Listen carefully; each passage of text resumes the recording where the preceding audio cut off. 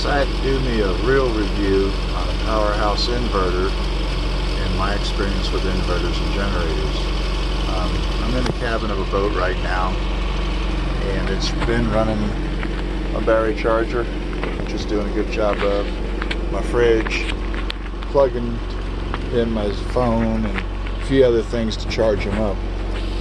And as you notice, inside the cabin, not 8 feet from the inverter generator, it's very quiet. I use it to bring my batteries back up after I've sat overnight. I'm very happy with this unit. Now we'll get out and have a look at it. We'll go through some of the things that I found very important.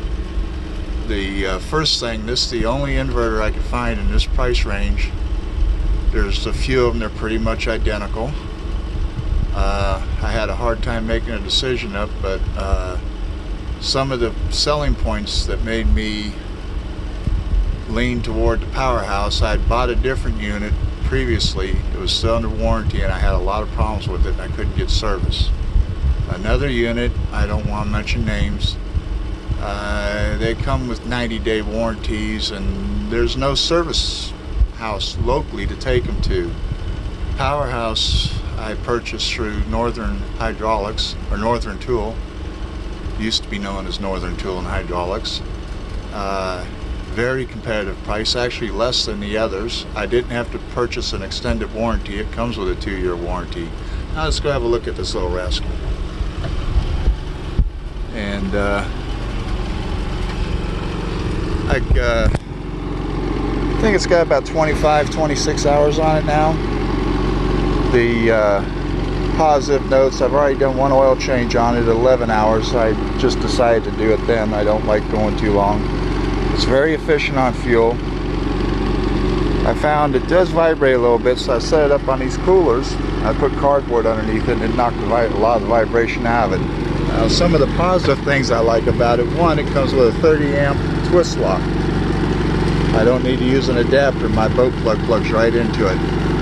2, the indicator gives me amp draw, watts, and this is something else that was very important. I was told, this is running my fridge. Right now my fridge compressor is on. I don't know if you can make that out. It's drawing 492 watts. That's with everything running in there.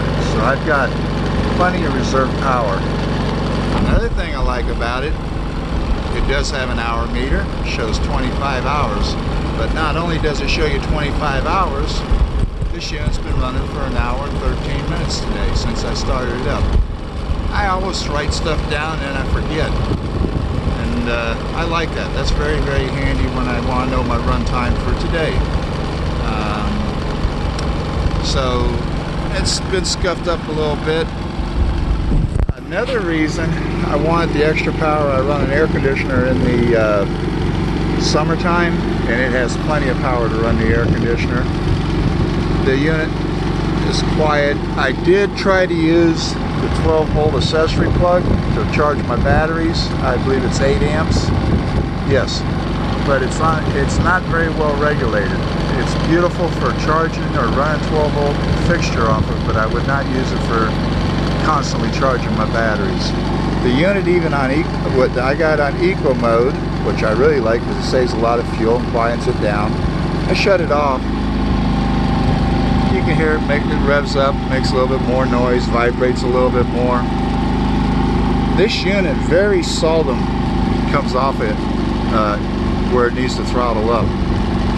I did the break-in on it for 5 hours. During break-in, I put my fridge on, figuring that I don't like letting an engine run at a stable speed during break-in.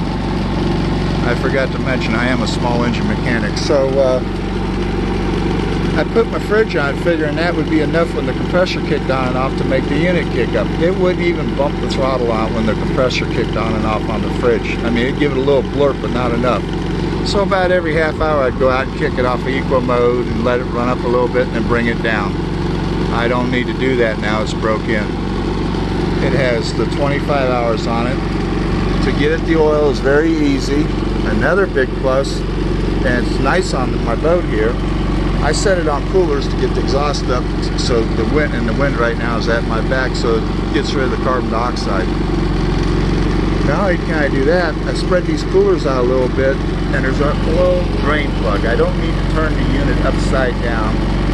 There's an oil drain plug in the bottom, or the drain plug comes in from the side right where you check it, right here, but it drains out the bottom. Very easy. That's important to me because I do oil services. I'm going to service this unit every 25 hours. And you can see it's around salt water. That's another thing I noticed. The one previous unit, it was another blue one, I'm not going to say the name, immediately started showing rust on ground terminals. The fixtures just didn't seem to be as quality. I'm not seeing any rust on this. I do wipe it down with cleaner. I don't expect it to last forever around salt water, but so far it's doing pretty good. I have a cover that sets up underneath that seat right there, and I tie it in so it can't move and cover it. Try and keep it out of the weather when it's raining. Right now I'm charging up because we got a storm coming. The big plus, another reason I went with a 3000, a 2200 would have probably done what I wanted to, but it would have been pushing it if my compressor on my fridge and my compressor on my air conditioner kicked in at the same time. It would overload it. My air conditioner has a start up of right at 1100 watts. I have tested this unit in my shop. I put a shop vac on it and a heater, and that ran it up to 2500, or no, it's 2900 watts is the maximum watts I've drawn on so far. But it's a true 2900 watts. Some of these other units don't put out what they say. Another big plus, because I cruise around a lot on the boat, it's awful hard to walk past this unit, reach down with one hand, pick it up, and keep walking. It's a little bit heavy for that, which is a good thing. Although it's on wheels, you would have a hard time dragging them through the grass with you. I find that as a plus. I don't need, it makes it a little bit more difficult to walk off with it. I like, even the flap here, I put my, I don't know if you can see it, that's my duct tape with my service information on it. The big plus again is that they do have a service network. And I got this unit for $6.99 on sale. The Harbor Freight unit was close to that price on sale. Actually, it was a little bit more, but then you got to purchase a service policy for it, what they call warranty. And this unit comes with the warranty policy for 2 years, and they do have their own in-house mechanics. That makes a big difference. The information I got on purchasing it was hard. I had to do a lot of reading. Again, I am familiar with generators and inverters. But I wanted to do a review on this. I'm not into the noise part. Either it's quiet or it's not quiet. You're not, the exhaust is obviously on the other side. I get on that side, it's going to be noisy. But nowhere near like it would if it was a generator running 3600. Where they get the quiet from is this engine does not need to turn 3600. The engine's not screaming to build the power. It's an inverter generator. Completely different setup. So hopefully this will help somebody make their mind up.